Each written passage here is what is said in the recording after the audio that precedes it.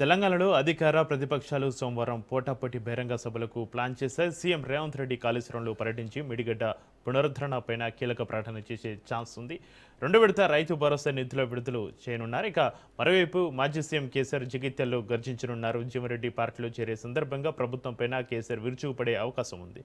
ఇద్దరు నేతలు ప్రాజెక్టులపై రైతులకు తామేమి చేశామో, తమ ప్రత్యర్థి ఎలా ఫెయిల్ అవుతున్నాడో చెప్పే ప్రయత్నం చేయనున్నారు. ప్రతిపక్ష గులాబీ దళం జగిత్యాలను గులాబీమయం చేసేసింది. ఇటు మేడిగడ్డ దగ్గరికి రైతులను రప్పించేందుకు కాంగ్రెస్ పార్టీ తన క్యాడర్ను, లీడర్ను యాక్షన్లోకి దింపింది.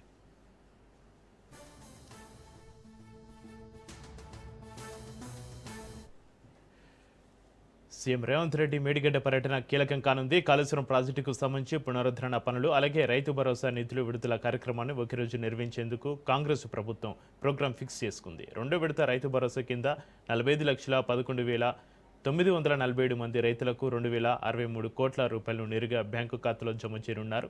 ఈ విడతలో దాదాపు 36,72,000 ఎకరాల్లో సాగు చేస్తున్న రైతులు లబ్ధి పొందనున్నారు. రాష్ట్రంలో మొత్తం 73 లక్షల మంది రైతులు ఉండగా ఇప్పటికే మార్చి 23 మొదటి విడతలో ప్రతి ఎకరానికి 6,000 రూపాయల చొప్పున సుమారు 3,590 కోట్ల రూపాయలను జమ చేశారు. 2 విడతలను కలిపి చూస్తే రైతులకు మొత్తం 5,653 కోట్ల సాయం అందినట్టు అవుతుంది. 3 విడతల నిధులను కూడా త్వరలో విడుదల చేసే దిశగా ప్రభుత్వం చర్యలు తీసుకుంటోంది.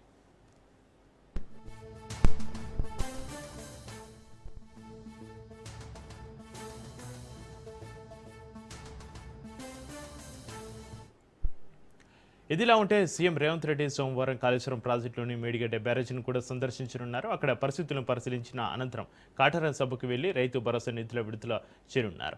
ఇక రాజకీయంగా తెలంగాణలో మళ్లీ వేడి పెరుగుతోంది. అధికార కాంగ్రెస్, ప్రతిపక్ష బీఆర్ఎస్ పార్టీలు ఒకదానిపై మరొకటి తీవ్ర స్థాయిలో రాజకీయ మాటల దాడులు చేసుకునేందుకు సిద్ధమవుతున్నాయి. ముఖ్యంగా ఉత్తర తెలంగాణ జిల్లాలను వేదికగా చేసుకుని రాజకీయంగా పోటీ పెంచుతున్నాయి.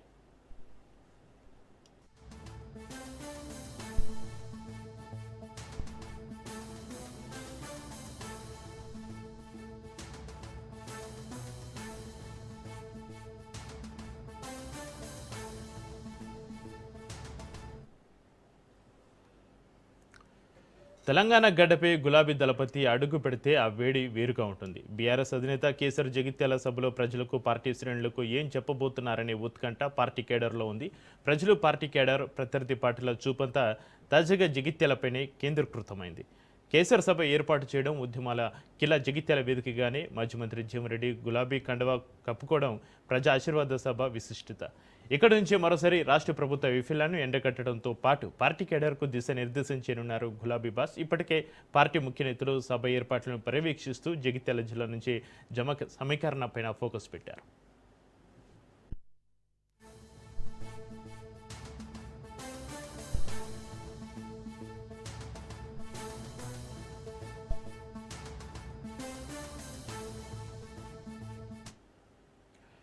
కేసీఆర్ సభను సక్సెస్ చేయడం, తెలంగాణ పునర్నిర్మాణానికి ఉద్యమ కిల్లా జగిత్యాలను వేదికగా చేసుకుని పోరును ఉధృతం చేసేందుకు బీఆర్ఎస్ ప్రయత్నిస్తోంది.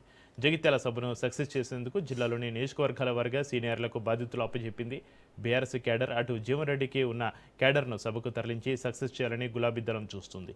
గులాబీ పార్టీ ముఖ్య నేతలు అంతా జగిత్యాల్లోని మకాం వేసి ఏర్పాట్లను పరిశీలిస్తున్నారు. కేటీఆర్, హరీష్ రావు సైతం జగిత్యాల్లో పర్యటించి సభ ఏర్పాట్లపై సమీక్ష చేశారు.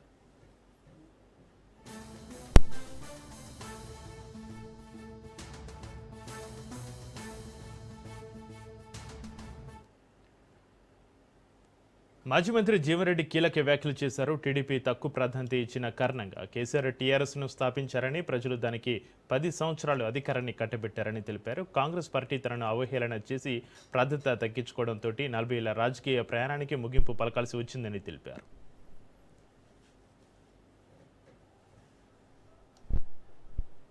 మధ్య గ్యాప్ వచ్చింది.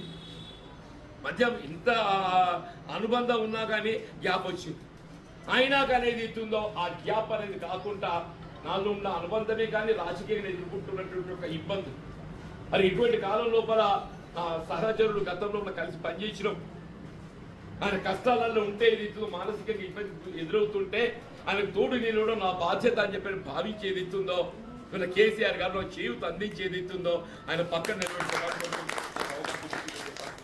నేను విన్నడు కూడా ఏదైతుందో పార్టీ అనేది మన ప్రజల్లో నిలబడి సేవ చేయడానికి భావించడం. అందరం కూడా ఏదైతున్నదో వీళ్ళు ప్రస్తుతం నెలకొంటున్న పరిస్థితులలో కేసీఆర్ నాయకత్వం ఈ రాష్ట్రానికి వీళ్ళ భవిష్యత్తు ఒక భావనతోని కేసీఆర్ గారి యొక్క నాయకత్వంలో కాంగ్రెస్ బీఆర్ఎస్ పార్టీలో చేరాలనే ఒక భావనతో ముందు రావడం జరుగుతుంది. రేపు అందరం కూడా అయితే వారి నాయకత్వాన్ని బలపరిచే విధంగా అధికారికంగా బీఆర్ఎస్ పార్టీలో చేరబోతుంది. అందరం కూడా కలిసికట్టి చేద్దాము. వీళ్ళ మళ్ళీ రాష్ట్రంలో బీఆర్ఎస్ పార్టీ జెండా ఎగరవేయడము, కేసీఆర్ గారిని ముఖ్యమంత్రిగా చూడడమే కాంగ్రెస్ పోవాలి, అదే మన నినాదం నన్ను అంటుండే.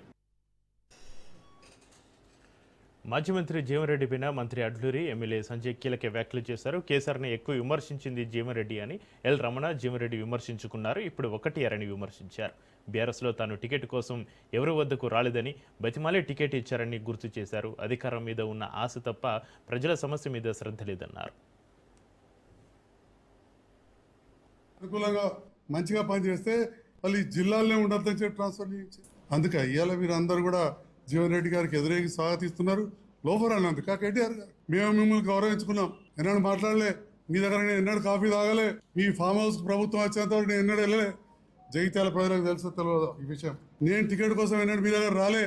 మీరు మీ కుటుంబ సభ్యులు పిఎల్ ద్వారా నన్ను పిలిపించుకున్నారు. ఇది గెలిచే సీటు కాదు, 3వ స్థానం కేసీఆర్ గారు ఉన్న స్థానం. కష్టం అన్న అయినా పోటీ చేయండి అన్నారు. రాజకీయ కుటుంబంలోకి వెళ్ళి వచ్చిన మళ్ళీ చెప్తున్నా, మీకంటే ఏం తక్కువ కుటుంబం కాదు నాది రాజకీయంగా. వారు ఒకసారి పునరాలోచించుకోవాలి. నేను కొన్ని అంశాలు చెప్పే ప్రయత్నం చేస్తున్నాను. పచ్చి అబద్ధాలకు బ్రాండ్ అంబాసిడర్గా మారినటువంటి హరీష్ రావు గారికి ఈ మధ్యలో తోడేండు కేటీఆర్ గారు జైచాల్లో. పచ్చి అబద్ధాలు, కోడిగుడ్డు మీద ఈకలు పీకే ప్రయత్నం చేసిరు జైచాల్లో తప్ప వాళ్ళు కొత్తగా మాట్లాడింది ఏం లేదు. అసెంబ్లీలో మాట్లాడినా ప్రజలు తప్పుదో పట్టించేటువంటి, బయట బహిరంగ సభలో మాట్లాడినా ప్రజలు పక్కదో పట్టించేటువంటి మాటలే తప్ప ఒక్కటి ప్రజలకు ఉపయోగపడేటువంటి ఆలోచన కాదు. వారి ఆలోచన అంతా కూడా దుర్బుద్ధితోనుంది. ఎప్పుడు అధికార పీఠంపై ఎక్కాలని, అసలు మేము ఎందుకు ఓడిపోయినామనే ఆలోచన వాళ్ళు ఇప్పటికిక్కడ చేస్తలేరు. ఓడిపోయిన 2 రోజుల నుంచే ఇక ఈ ప్రభుత్వం ఉంటుందా, కూలుద్ది కాలుద్ది, ఇక మేము ఎక్కుతాం గద్దెనెక్కాలని. వాళ్ళ యావంతా కూడా మళ్ళీ గద్దెనెక్కాలి ప్రజాస్వామ్యం. తెలంగాణలోని రైతులకు రైతు భరోసా పథకం 2వ విడత నిధుల పంపిణీకి రంగం సిద్ధమైంది. ఈ నెల 20న జయశంకర్ భూపాలపల్లి జిల్లా కాటారం మండలం నస్తూరుపల్లిలో నిర్వహించే బహిరంగ సభలో సీఎం రేవంత్ రెడ్డి, వ్యవసాయ శాఖ మంత్రి తుమ్మల నాగేశ్వరరావు ఇతర మంత్రుల సమక్షంలో నిధులను విడుదల చేస్తారు. యాసంగి సీజన్ పంట పెట్టుబడి కింద గత నెల 23న సిద్దిపేట జిల్లా నర్మెటలో జరిగిన సభలో మొదటి విడతలో 68,89,955 మంది రైతులకు సుమారు 3,447 కోట్లను సీఎం విడుదల చేశారు. ఆ విడతలో ఎకరం వరకు భూమి గల వారిని పరిగణలోకి తీసుకుని ఎకరానికి 6,000 చొప్పున మొత్తం 57,44,907 ఎకరాలకు ప్రభుత్వం సాయం అందించింది. తాజాగా 2వ విడత నిధులను సోమవారం విడుదల చేసేందుకు సీఎం నిర్ణయం తీసుకున్నారు. మొదటి విడతలో రైతులకు ఎకరం వరకు సాయం అందించగా 2వ విడతలో 2 ఎకరం వరకు సాయం అందిస్తారు. దీనికి అనుగుణంగా 45,11,947 మంది రైతులకు మొత్తం 36,76,766 ఎకరాల కోసం 2,206.06 కోట్ల విడుదలకు శనివారం ఆర్థిక శాఖ ఉత్తర్వులు ఇచ్చింది.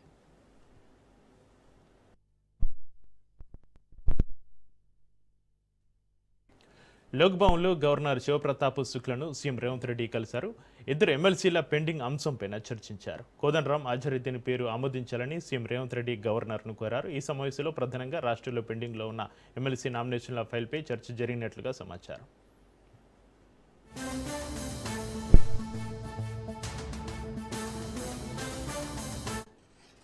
Welcome back.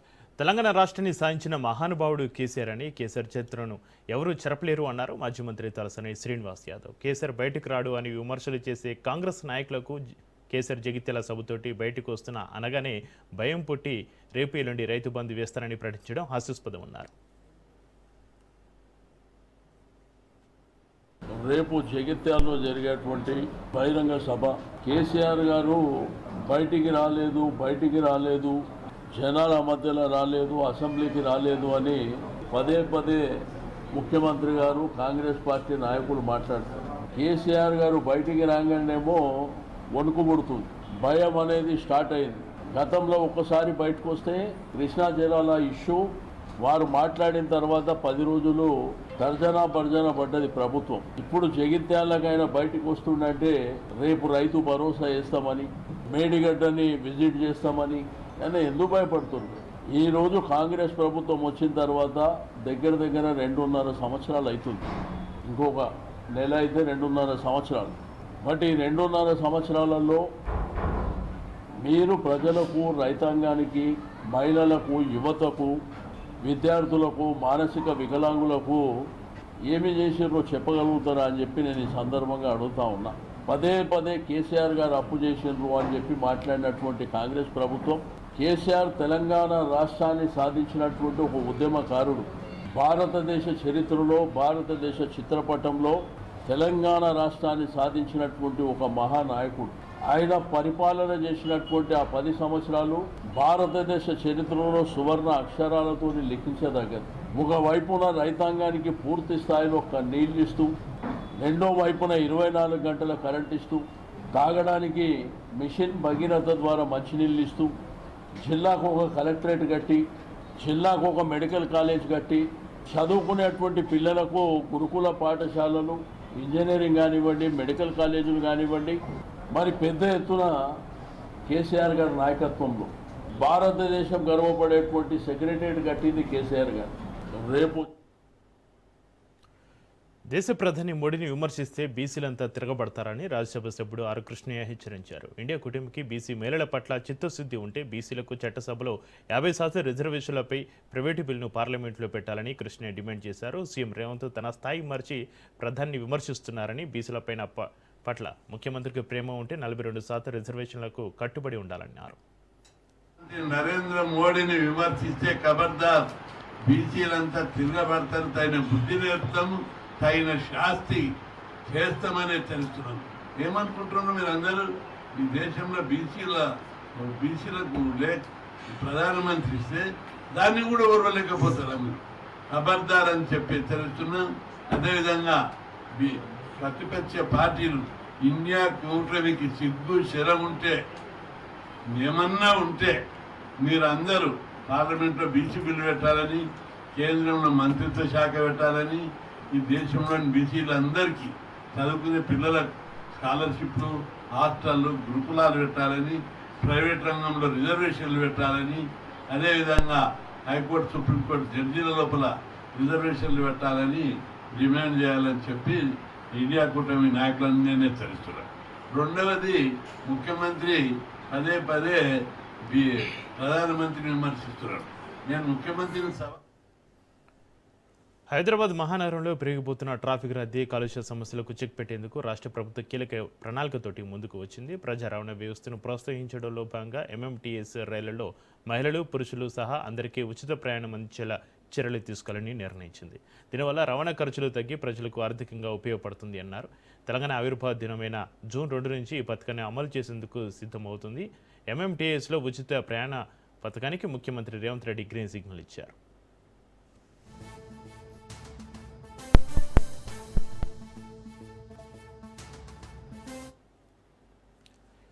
తమిళనాడులో ఎన్డీఏ తరపున ఎన్నికల ప్రచారానికి వెళ్లనున్నారు సీఎం చంద్రబాబు నాయుడు. సోమవారం, మంగళవారం తమిళనాడులో సీఎం చంద్రబాబు ఎన్నికల ప్రచారం నిర్వహిస్తారు. సోమవారం మధ్యాహ్నం కోయంబత్తూరు వెళ్లనున్న సీఎం చంద్రబాబు కోయంబత్తూరు, హుసూరు, చెన్నై, ఆవడి సహా పలు ప్రాంతాల్లో ప్రచారం చేయనున్నారు. హుసూరులోని తాలిలో బహిరంగ సభలో సీఎం చంద్రబాబు పాల్గొంటారు.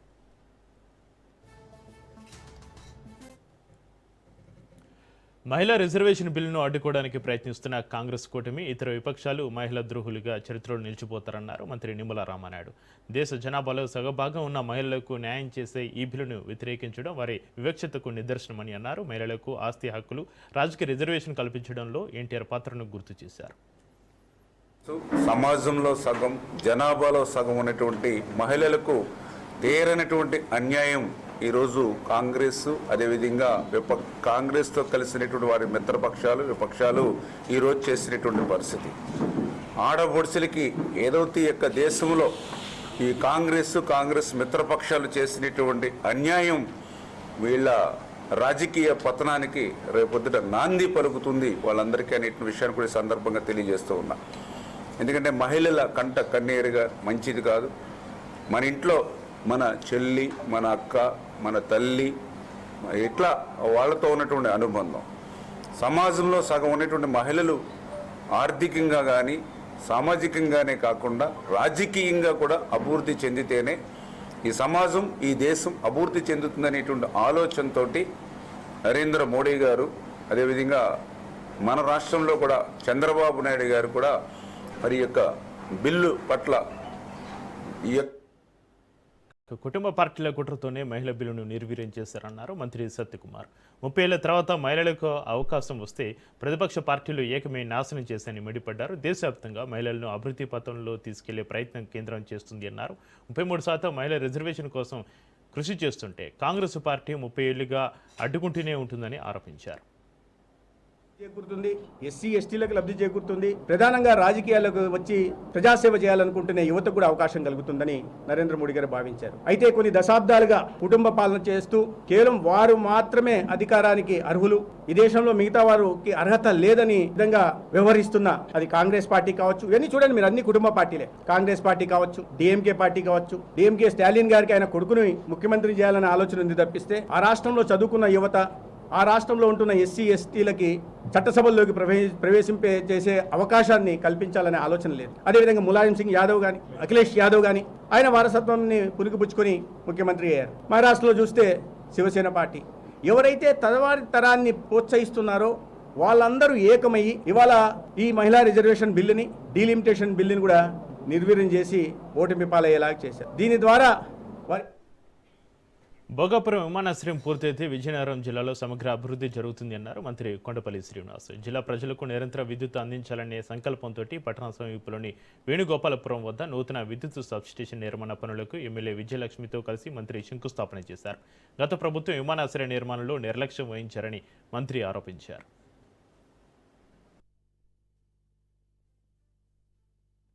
ఎయిర్పోర్ట్ కంప్లీట్ చేస్తే ఈ ప్రాంతం అంతా కూడా అభివృద్ధి బాట జరుగుతుంది. పెద్ద పెద్ద కంపెనీలు ఇక్కడికి వస్తాయి, టూరిజం ప్రాజెక్టులు ఇక్కడికి వస్తాయి. వ్యవసాయ ఉత్పత్తిని కూడా దేశ విదేశాలకు కూడా తరలించడానికి కూడా ఒక కార్గో సిస్టమ్ వస్తుంది అని వేగవంతం చేయడానికి పూర్తి స్థాయిలో దిశగా ఈరోజు వేగవంతంగా ఎయిర్పోర్ట్ నిర్మాణం జరిగింది. రేపు జూన్ జూలైలో దాన్ని ఓపెనింగ్ కూడా చేయబోతున్నారు గౌరవ ప్రధానమంత్రి గారు. మరి ముఖ్యంగా మనం మాట్లాడుకోవాలనుకుంటే విజయనగరం జిల్లాలోనే సుమారు 4 సబ్స్టేషన్స్ ఇవ్వడం జరిగింది. ఒకటి భోగాపురం, వేణుగోపాలపురం, విజయనగరంలో దత్తిరాజర్లో మంగిలాపల్లి, అలాగే బొండపల్లిలో దేవుపల్లి. ఇవే కాకుండా రాష్ట్రం అంతా కూడా 5,500 కోట్లు పెట్టి సబ్స్టేషన్ మొయినాబాద్ ఫామ్ హౌస్ ఘటన తర్వాత పార్టీ కార్యక్రమాలు, ప్రభుత్వ కార్యక్రమాలకు దూరంగా ఉన్నారు ఏలూరు ఎంపీ పుట్ట మహేష్ కుమార్ యాదవ్. తిరిగి రాజకీయ కార్యకలాపాల్లోకి అడుగుపెట్టారు. టీడీపీ అధిష్టానం ఆదేశాల మేరకు ఆయన ఏలూరులోని తన కార్యాలయానికి చేరుకున్నారు. స్నేహితుడి పిలుపు మేరకు డిన్నర్ కోసం మాత్రమే వెళ్లానని, డ్రగ్స్ వ్యవహారంతో తనకు ఎలాంటి సంబంధం లేదని స్పష్టం చేశారు. ఇంకా ఇన్వెస్టిగేషన్లో ఉంది కాబట్టి నేను చాలా వరకు డీటెయిల్స్ చెప్పడానికి అవకాశం లేదు. నేను ఎలాంటి తప్పు చేయలేదు అనేది కూడా ఇవాళ ఇన్వెస్టిగేషన్లో క్లియర్గా కనబడుతుంది. ఇప్పుడు వీళ్ళందరూ కూడా 10 మంది ఎవరున్నారో వాళ్ళందరూ కూడా నాకు ఫస్ట్ టైమే పరిచయము. అందుకని వీళ్ళతో ఎప్పుడు కూడా నాకు సంబంధాలు లేవు అని కూడా క్లియర్గా ఇన్వెస్టిగేషన్లో తేలింది. ఇంకా వచ్చే రోజుల్లో ఇంకా ఇన్వెస్టిగేషన్ జరుగుతుంది కాబట్టి నేను అన్ని వివరాలు ఇన్వెస్టిగేషన్ అయిపోయినాక నాకు క్లీన్గా బయటకు వస్తానని 100% నాకు తెలుసు. ఎందుకంటే నేను ఏది తప్పు చేయలేదు కాబట్టి. మార్కాపురం జిల్లా ఎర్రగొండపాలెం పోలీస్ స్టేషన్ వద్ద ఘర్షణ వాతావరణం చోటు చేసుకుంది. ఎస్ఐ దేవ్ కుమార్, ఎమ్మెల్యే తాటిపర్తి చంద్రశేఖర్ మధ్య తీవ్ర వాగ్వాదం చెలరేగింది. వైసీపీ నాయకులపైన పోలీసులు కేసు నమోదు చేయడాన్ని నిరసిస్తూ ఎమ్మెల్యే చంద్రశేఖర్, వైసీపీ శ్రేణులు స్టేషన్కు చేరుకున్నారు. టీడీపీ సోషల్ మీడియా కార్యకర్తను ఫోన్లో దూషించారన్న కారణంతో వైసీపీ నాయకులపైన కేసు నమోదు చేశారు పోలీసులు. తమ పార్టీ నాయకులపైన కేసులు పెట్టి తప్పుడు ప్రచారం చేస్తున్న టీడీపీ వారిని ఎందుకు వదిలేస్తున్నారని ఎమ్మెల్యే పోలీసులను నిలదీశారు. పోలీసుల తీరు పక్షపాతంగా ఉందంటూ ఎమ్మెల్యే ఆగ్రహం వ్యక్తం చేశారు. స్టేషన్ వద్ద భారీగా మోహరించారు వైసీపీ కార్యకర్తలు. ఒకరిపై ఒకరు ఫిర్యాదులు చేసుకోవడంతో ఎర్రగొండపాలెంలో రాజకీయ వాతావరణం వేడెక్కింది.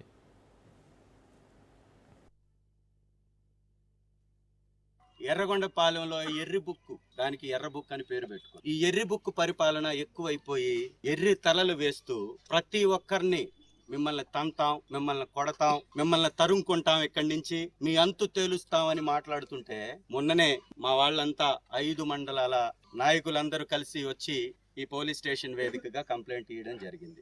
అయా ఎమ్మెల్యే గారిని తంతామంటున్నారు, వీపు చరుస్తామంటున్నారు, జోకర్ అంటున్నారు, ఫేక్ ఎమ్మెల్యే అంటున్నారు, తరుముకుంటామంటున్నారు, ఇక్కడి నుంచి తరిమేస్తామంటున్నారు. ఎమ్మెల్యే గారిని విచక్షణ లేకుండా మాట్లాడుతున్నారు. వారి మీద కంప్లైంట్ ఇస్తున్నామని మాట్లాడినటువంటి వీడియోలు, మాట్లాడినటువంటి పోస్టులు చేసినటువంటి పేపర్లు అన్ని కలిసి వాళ్ళకి ఇవ్వడం జరిగింది. ఒకసారి ఆ పేపర్లు తీసుకురండి బాబు. ఎలాంటి పోస్టులు పెట్టిస్తున్నటువంటి ఇన్ఛార్జ్, దిగజారుడు రాజకీయానికి పరాకాష్ట ఈ ఇన్ఛార్జ్, అవినీతి తిమింగళంగా మారినటువంటి ఈ ఇన్ఛార్జ్ యొక్క మానసిక స్థితి ఎలా ఉంది అంటే, తన అవినీతికి అడ్డుపడుతున్నటువంటి ఇక్కడ స్థానిక ఎమ్మెల్యేనైనటువంటి నాపై దూషణలతోటి, తనకున్నటువంటి చెంచాలతోటి మాట్లాడించేటటువంటి. శ్రీరాముడిని అవమానించేలా మాట్లాడారన్న విమర్శలపైన ప్రకాష్ రాజు స్పందించారు. తన మాటలను వక్రీకరించారని, తాను రాముడిని కించపరచలేదు అన్నారు. తాను అన్ని మతాలను గౌరవిస్తారని స్పష్టం చేశారు ప్రకాష్ రాజ్.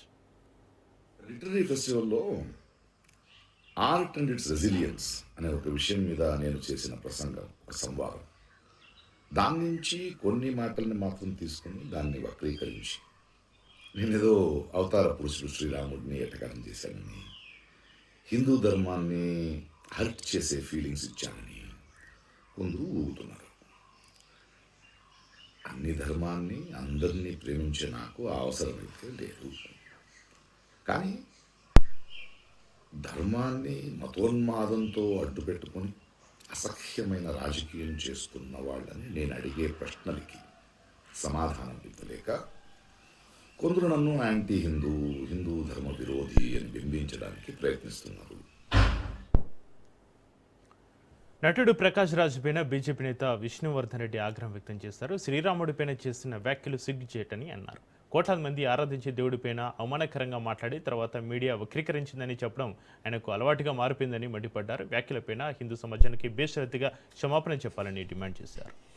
మానసిక జబ్బుతో బాధపడుతున్నటువంటి ప్రకాష్ రాజ్ గారు ఈ మధ్య వరుసగా హిందూ సమాజం మీద, సంస్కృతి మీద, దేవాలయాల మీద, దేవుడి మీద, మతాల మీద విషం చిమ్ముతూ నేడు శ్రీరామచంద్రుని కోట్ల మంది ఆరాధించేటువంటి యొక్క పవిత్రమైనటువంటి యొక్క దేవుడి గురించి అవమానకరమైనటువంటి మాటలు మాట్లాడి, అదేవిధంగా రాముడి కుటుంబ సభ్యులకు సంబంధించిన విషయంలో నోరు జారి ఉద్దేశపూర్వక. తెలంగాణలో గత కొన్ని రోజులుగా ఎండలు మండిపోతున్నాయి. ఉదయం 8 గంటలకి భానుడి బగబగలు కొనసాగుతున్నాయి. మధ్యాహ్నం పూట అసలు ఇంటి నుంచి కాలు బయట పెట్టాలంటేనే జనం భయపడిపోతున్నారు. ఈ నేపథ్యంలో ఎండల వేడిమి నుంచి ఉపశమనం కలిగించేలా వాతావరణ శాఖ కీలక ప్రకటన చేస్తుంది. రాష్ట్రంలో వర్షాలు కురవనున్నట్లుగా తెలిపింది. తెలంగాణలో రానున్న 5 రోజుల పాటు పలు జిల్లాల్లో ఉరుములు, మెరుపులు, ఎదురుగాలతోటి కూడినటువంటి వానలు పడే అవకాశం ఉన్నాయని అంచనా వేసింది. ఈ నేపథ్యంలో పలు జిల్లాలకు ఆరెంజ్, ఎల్లో అలర్ట్ జారీ చేసింది. దీంతో ఇప్పటి వరకు ఎండలతోటి మండిపోయిన తెలంగాణ కాస్త చల్లబడనుంది. ఇప్పటికే పలు జిల్లాల్లో వడగళ్ల వానలు పడుతున్నాయి. నిజామాబాద్, కామారెడ్డి సహా పలు జిల్లాల్లో కురిసిన అకాల వర్షాలు అన్నదాతలకు తీవ్ర నష్టాన్ని చేకూర్చాయి. చేతికొచ్చిన వరి పంట కాస్త పొలాల్లోనే పడిపోయింది. ఇక పంట కోసి మార్కెట్కు తరలించిన ధాన్యం వర్షపు నీటికి కొట్టుకుపోవడం, తడిసిపోవడంతో 6 కాలం కష్టపడి పంట పండించిన రైతులు కన్నీరు మున్నీరుగా విలపిస్తున్నారు.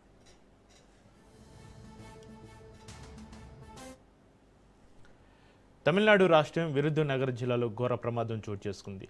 కట్టనారపట్టి ప్రాంతంలోని టపాసుల తయారీ ఫ్యాక్టరీలో ఒక్కసారిగా భారీ పేలుడు సంభవించింది. ఈ ప్రమాదంలో ఇప్పటివరకు 18 మంది మృతి చెందినట్లుగా సమాచారం అందుతుంది. మరో 9 మంది తీవ్రంగా గాయపడి ఆసుపత్రిలో చికిత్స పొందుతున్నారు.